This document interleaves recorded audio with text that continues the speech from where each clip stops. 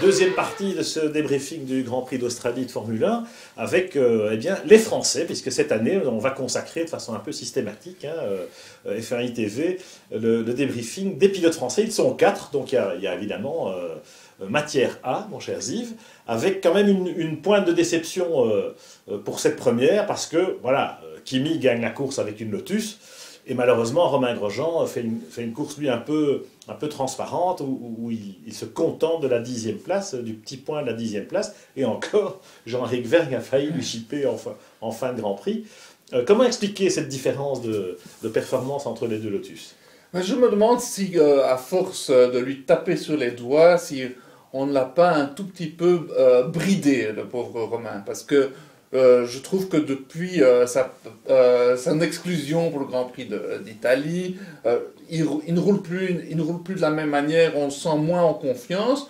Et maintenant, s'il est amené à jouer les petits points, parce que normalement, c'est vrai, il doit ramener des points, il doit faire des kilomètres, mais j'aimerais bien le voir jouer la 5e place, la 6e place, oui. Pas la 10e place. Non, voir le podium, voir la victoire, parce qu'il est tout à fait capable d'y arriver. Alors Kimi l'a fait, avec la même auto, a priori. Bon, ok, avec son expérience, avec son sens de la course, son feeling pour les pneus peut-être. Alors Romain, à sa décharge, il pense qu'il y a eu un problème sur sa voiture, parce qu'il ne comprend pas.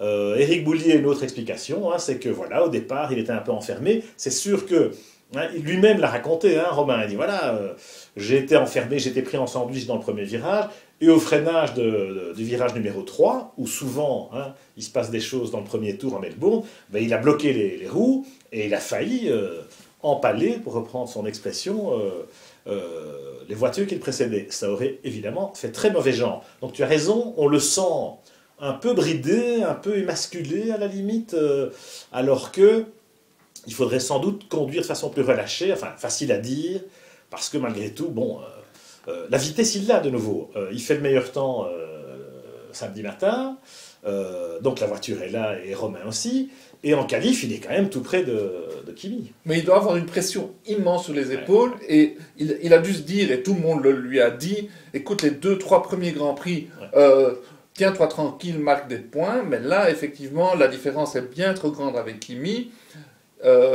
Romain mérite mieux parce qu'il a une vitesse de pointe indéniable. Maintenant, il a trop peur de mal faire, et c'est peut-être son management qui l'a mis sous pression. Alors, de manière abusive. Ce qu'Éric nous disait aussi, c'est qu'une fois qu'on est pris dans le trafic, ce qui était son cas, eh bien, on a tendance à user ses pneus différemment parce qu'on voilà, on sous-vire, on n'a pas d'appui, on n'a pas de grippe devant, les pneus se dégradent plus vite, on l'a fait basculer en stratégie à 3 arrêts, il s'est retrouvé encore dans un trafic décalé. Donc voilà, ils ont essayé de le faire remonter sans succès. Mais on sentait effectivement une grosse déception dans le chef de Romain à l'arrivée, et donc la Malaisie... le week-end prochain, c'est important de se refaire tout de suite pour justement essayer de gagner en confiance, mais c'est pas évident et on voudrait pas être à sa place quelque part. Ce n'est pas évident, mais d'un autre côté, tout jeune pilote rêve d'être dans une équipe de pointe. Romain a une chance incroyable de pouvoir revenir et de revenir dans une voiture compétitive. Maintenant, il doit saisir sa chance, et je ne doute pas que en Malaisie, il va nous montrer le Romain flamboyant qu'on connaît et qu'on n'a pas vu ce week-end. Il faut performer, en effet. Attention quand même la Malaisie, puisqu'on sait que ça va être détrempé, et que l'an dernier, il s'était quand même fait un peu piéger aussi. Bref, alors Jean-Éric a failli prendre le point de la 10e place à Romain. En réalité, il était passé devant, Jean-Éric Vergne avec la Toro Rosso. Donc super course, on est à 3 tours de la fin. Il passe devant, et puis malheureusement, il en fait un peu trop. Il veut aller chercher Button qui était 8e ou 9e. Il veut aller chercher cette 9e place, et puis là, il se loupe dans un freinage, il tire tout droit. Et voilà, il perd 3 secondes, il se retrouve même derrière Perez, si je ne me trompe pas. Mais bon, Jean-Éric s'est battu, il s'est bien battu. Malheureusement, le résultat n'est pas à l'arrivée. Un peu la même mésaventure que l'an passé, quand il se fait prendre le dernier point par Paul Di Resta sur la ligne. Non, mais positivement, Jean-Éric, ce week-end-ci, il m'a bien plu. Il était tout le temps compétitif, il a battu son coéquipier de 3/10, ce qui n'a pas rarement été le cas l'année passée. J'ai trouvé qu'il était tout le temps in the middle of the battle, dans la bataille, dans la bagarre pour les points, contre des voitures qui sont a priori meilleures que la sienne. Donc je trouve qu'il a bien tenu son rang, et que il a vraiment fait montre d'une combativité qui m'a bien plu. Une belle détermination. C'est vrai que moi, il m'a plu, à la limite, en course sans doute, parce qu'il loupe son départ, on ne le voit pas, enfin, il loupe pas son départ, mais il est enfermé au départ, il se retrouve dans le bac, il repart, et bon, très vite, il remonte. Il est effectivement beaucoup mieux que Daniel Ricciardo avec le premier train de pneus. Ricciardo ne parvient pas à faire chauffer ses pneus, il est perdu, d'ailleurs il est passé à côté de son Grand Prix à domicile, Daniel. Ok, il a eu un problème mécanique après, mais enfin, comme tu dis, il s'est fait taper fair and square, comme disent les Anglais, en qualif. Moi j'ai bien aimé Jean-Éric aux essais, parce qu'il était notamment sous la pluie, sur le mouillé, il était facile. Il était, voilà, on l'a vu, on le voyait souvent en haut de la feuille des temps. Et voilà, ils déroulaient. Ils se sont un peu loupés en qualif chez Toro Rosso dans le choix de pneus au moment crucial de la Q2. Sinon, on aurait très bien pu avoir Jean-Éric. C'est vrai, il semblerait que si chez Toro Rosso on l'avait écouté, il aurait été en Q3. Et là, ça aurait été vraiment une grosse perf ce week-end-ci. Ouais, ça change tout. Hein. Et c'est très important que Jean-Éric fasse des perfs, mais pas des perfs, des moyennes perfs. Il doit faire des grosses perfs pour asseoir sa position au sein du peloton. Déjà, sa suprématie par rapport à Daniel Ricciardo. D'abord. Et plus si affinité, ça va dépendre un peu du développement de la Toro Rosso. En tout cas, bon début de saison pour Jean-Éric Vergne, même si il n'y a pas de points à l'arrivée. Alors après, la bonne surprise quand même, c'est Jules Bianchi évidemment. C'est le rookie de service côté français. Jules Bianchi qui prend 6 trains en marche, qui arrive quand même aussi la dernière semaine à Barcelone pour ce last minute deal avec Marussia. Et moi, il m'a impressionné Jules par son calme et quelque part par son expérience. C'est vrai que pour un rookie, bon, il a quand même roulé le vendredi l'an dernier chez Force India, il a fait beaucoup de kilomètres avec Ferrari. On le sentait quelque part tout à fait dans son élément. Tout à fait. Jules, vraiment, c'est la révélation du week-end parce que, d'abord, il a dominé Chilton, et Chilton qui avait pas mal de kilomètres avec la Marussia. Certes, la Marussia a l'air d'être vraiment bien née, pas mal. Ce qui fait plaisir pour une toute petite équipe comme celle-là. Mais Jules, tout seul, a battu les Caterham. Magnifique performance parce que, dans le fond, c'est la meilleure chose qu'il puisse faire avec une Marussia, c'est de battre les Caterham. Il l'a fait alors que c'est son premier Grand Prix. Donc chapeau, il voit le drapeau à damier, 15e, c'est une magnifique performance. Et non seulement c'est une belle performance, mais regardez ses temps en course, regardez l'écart par rapport aux Williams ou aux voitures devant, il est pas mal. Il est franchement pas mal, beaucoup plus près en tout cas que les Marussia n'étaient l'an dernier. Donc c'est vrai que la Marussia a progressé, ils ont le Kers, et que la voiture a fait beaucoup de kilomètres en pré-saison, ce qui n'était pas le cas des années précédentes. Donc Marussia démarre bien, tant mieux pour Jules qui est là.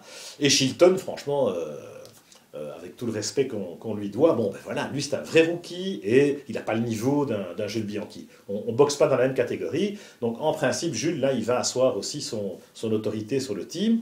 Ils auraient eu Luis Razia à la place de Jules, je pense que le Marussia était derrière les Caterham, franchement, donc voilà. Voilà, tout le mérite en revient à Jules Bianchi, magnifique, nous on se réjouit, c'est un vrai espoir. Peut-être une pointure. Voilà. Alors c'est vrai que Marussia, c'est pas non plus la Force India. Il aurait eu le volant de la Force India, c'était une autre histoire. Mais bon, on va pas bouder notre plaisir et Jules a bien réussi son premier Grand Prix. Est-ce qu'on peut en dire autant de Charles Pic? Sans doute pas. On parlait hier du croisement de trajectoire entre McLaren et Mercedes avec Lewis Hamilton qui change de camp au bon moment. Est-ce qu'on peut dire que le timing de Charles Pic, de passer de Marussia à Caterham, est peut-être pas un peu à l'envers de tout ça? C'est un peu tôt pour le dire. Bien sûr. De toutes les façons, on a l'impression que Caterham ont bien plus de moyens que Marussia. Donc sur l'ensemble de toute la saison, probablement que Pic a bien fait de passer chez Caterham. À condition d'être sûr de son volant en 2014. Parce que pour moi, Caterham, ils ont déjà la tête et les moyens en 2014. Clairement, cette voiture-ci, c'est la voiture de 2012. C'est la même coque. Ils ont fait un petit peu, ils ont fait le minimum syndical. Alors il y a des évolutions qui vont arriver pour Barcelone, mais enfin, qui n'en aura pas à Barcelone, franchement. Même Marussia, je pense, en aura. Donc. et là, il y a quand même un petit souci pour Charles, c'est se dire, bon, c'est quand même une saison, il va devoir être patient. Et il faut espérer quand même que Caterham va élever son niveau de jeu, parce que si c'est pour se faire taper par Marussia toute la saison, c'est pas une bonne nouvelle. Oui, il a intérêt à battre son coéquipier Van der Garde, qui n'est pas un foudre de guerre, et donc s'il fait jeu égal avec Van der Garde, on peut quand même se poser des questions quant à l'avenir de Charles Pic. Ça n'a pas vraiment été le cas ce week-end. Hein. Ça n'a pas vraiment Van der Garde, il était quand même plus souvent hors de la piste que dessus. Et il prend un bon départ. Van der Garde, il a été pas mal dans le premier relais, mais enfin très vite, voilà, les choses sont rentrées dans l'ordre. Et à l'arrivée, on a bien vu que Charles, avec plus de bouteilles et franchement plus de vitesse. Mais Charles doit faire deux choses. Il ne doit pas seulement battre Van der Garde, il doit battre à plate couture les Maroussiens. Il doit se montrer. Et c'est lui qui doit maintenant, il doit se montrer comme le leader de cette écurie Caterham. On est un peu resté sur notre fin ce week-end-ci.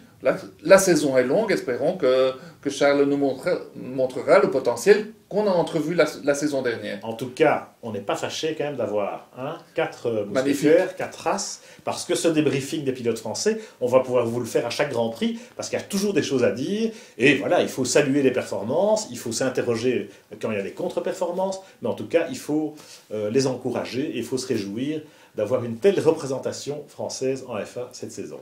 Magnifique.